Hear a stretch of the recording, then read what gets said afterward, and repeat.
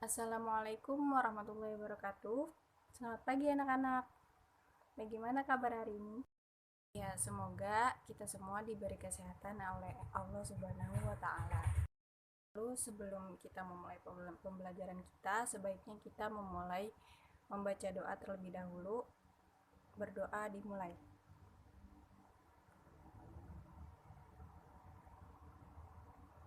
Selesai. Terus sebelum kita mulai pembelajaran, sebaiknya Ibu absen dulu ya. Yang pertama ada Sinta Rizky Safitri hadir? Hadir.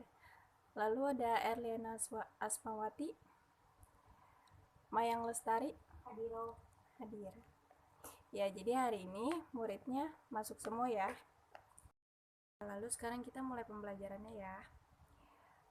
Sebelumnya itu Ibu pengen bertanya kepada kalian poin-poin apa saja yang sudah Ibu bahas pada minggu kemarin. Ya, betul. Jadi minggu kemarin itu Ibu sudah membahas konsep fikih dalam Islam, terus ruang lingkup fikih, dan perbedaan fikih dengan syariah. Lalu sekarang materinya itu terdapat pada poin ibadah dan karakteristiknya, macam-macam ibadah, sama prinsip-prinsip ibadah dalam Islam. Berikutnya Ibu akan menjelaskan ibadah dan karakteristiknya. Sebelumnya kita harus tahu nih apa itu pengertian ibadah. Jadi pengertian ibadah itu bentuk ketaatan, ketundukan, dan pengabdian itu kepada Allah. Jadi dalam Al-Quran kata ibadah itu patuh, tunduk, mengikut, menurut, dan doa. Lalu yang kedua itu ada dasar tentang ibadah dalam Islam. Jadi di dalam Al-Quran itu banyak ayat tentang dasar-dasar ibadah sebagaimana yang akan Ibu bacakan ayat berikut. Wa ma khalaqtul jinna wal insa illa liya'budun. Yang artinya, dan aku tidak menciptakan jin dan manusia melainkan supaya mereka mengabdi kepadaku. Itu terdapat Quran surat Az-Zariyat ayat 56. Lalu selanjutnya itu ada macam-macam ibadah. Jadi macam-macam ibadah itu terbagi menjadi dua. Yang pertama itu ibadah khosoh, terus yang kedua itu ibadah ammah. Kalau ibadah khosoh itu yang sering disebut dengan ibadah mahdhoh. Kalau ibadah ammah itu biasanya disebut sama ibadah ghairu mahdhoh. Nah, terus di sini Ibu akan menjelaskan ibadah mahdhoh itu apa. Jadi ibadah mahdhoh itu ibadah yang khusus berbentuk praktik atau perbuatan yang menghubungkan antara hamba dan Allah melalui cara yang telah ditentukan dan diatur atau dicontohkan oleh Rasulullah. Lalu ibadah ghairu mahdhoh itu adalah ibadah umum berbentuk hubungan sesama manusia dan manusia dengan alam yang memiliki nilai ibadah. Jadi ibadah dari segi pelaksanaannya itu dapat dibagi dalam 3 bentuk. Yakni yang pertama itu ibadah jasmaniyah ruhaniyah, yaitu perpaduan ibadah antara jasmani dan rohani, misalnya sholat dan puasa.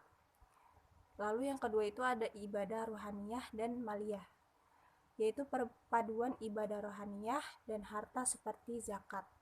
Yang ketiga ibadah jasmani, ruhaniyah, maliyah, yaitu ibadah yang menyatukan ketiganya, contohnya seperti ibadah haji.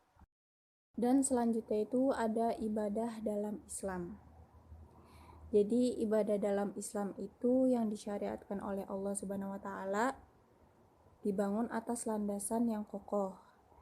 Yang pertama itu niat beribadah hanya kepada Allah, yang telah dijelaskan dalam Quran surat Al-Fatihah ayat 4 yang berbunyi iyyaka na'budu wa iyyaka nasta'in, yang artinya hanya Engkaulah yang kami sembah dan hanya Engkaulah kami meminta pertolongan. Lalu yang kedua itu ada ibadah yang tulus kepada Allah Subhanahu wa taala semata, haruslah bersih dan tendensi lainnya. Apabila sedikit saja ada niatan beribadah bukan hanya karena kepada Allah, tapi karena sesuatu yang lain seperti riya, ingin dipuji orang lain, maka rusaklah ibadah itu. Lalu yang ketiga itu ada keharusan untuk menjadi Rasulullah SAW sebagai teladan dan pembimbing dalam ibadah. Kita ibadah itu harus meneladani ajaran-ajaran Rasulullah pada zaman dahulu. Terus yang keempat itu ada ibadah itu memiliki batas, kadar, dan waktu yang tidak boleh dilampaui. Sebagaimana firman Allah Subhanahu wa taala, "Inna sholati kanal mu'minina kitaban mauquta." Sesungguhnya sholat kewajiban yang telah ditentukan waktunya.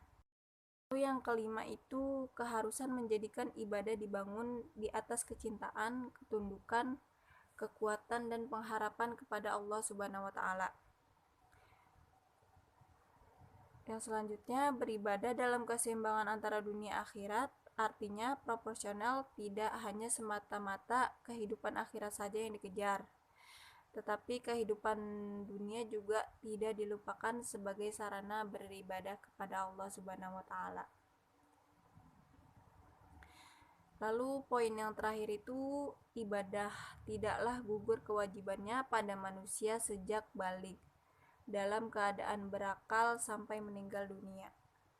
Jadi ibadah itu sifatnya kekal ya, sifatnya kekal yang dimana kita itu harus menjalankan ibadah dari mulai kita balik sampai kita menutup usia, yang sudah dijelaskan juga dalam Quran surat Al-Imran ayat 102, wala tamutunna illa wa antum muslimun, yang artinya dan janganlah kalian mati kecuali dalam keadaan memeluk agama Islam. Jadi itu materi yang telah Ibu sampaikan kepada kalian. Apakah kalian ada yang ingin bertanya atau kurang paham? Kalau kurang paham boleh ditanyakan. Kalau tidak ada, mungkin kalian sudah paham semua. Mungkin Ibu bisa memberikan tugas kepada kalian agar kalian bisa mereview materi ini di rumah dengan mengerjakan soal di halaman 18 yang bagian uji kompetensi. Di situ ada 5 soal, tolong kalian kerjakan dan dikumpulkan minggu depan. Ya, itu aja yang bisa Ibu sampaikan kepada kalian, kurang lebihnya mohon maaf. Wabillahi taufiq wal hidayah. Wassalamualaikum warahmatullahi wabarakatuh.